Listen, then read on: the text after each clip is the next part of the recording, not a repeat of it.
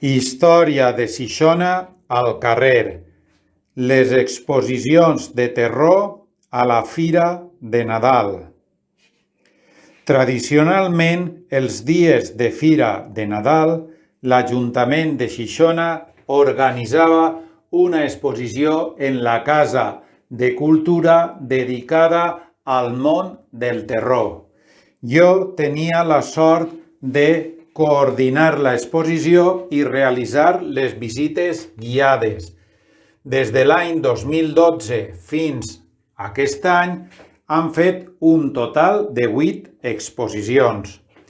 En el 2012, dedicada a la fàbrica El Almendro. En el 2013, dedicada a la fàbrica de terror Emilio Gemira. En el 2014, l'anomenada Indústries Terroneres en Crisis 1900-1950. En el 2015, Legítimos de Gijona. En el 2016, la mecanització de la producció del terror. En el 2017, el typical Spanish en la publicitat del terror. En el 2018, l'origen de les empreses terroneres com reclam publicitaris i l'any passat, la publicitat del terror entre 1875 i 1930.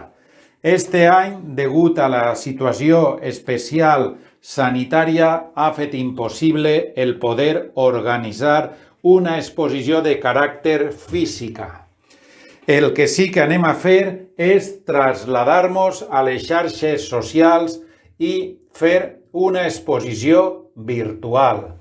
Este any tindrem, al llarg d'aquests dies de fira i de desembre, farem diferents vídeos que penjarem en la pàgina Cronista Xixona i en les pàgines de l'Ajuntament dedicades al món del terror i on analitzarem diferents qüestions sobre aquesta indústria tan emblemàtica de Xixona.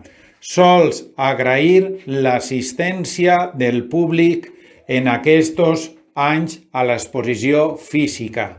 Jo la veritat és que m'ho he passat de meravella i sobretot he après moltíssim. Gràcies a tots vosaltres per estar ahí.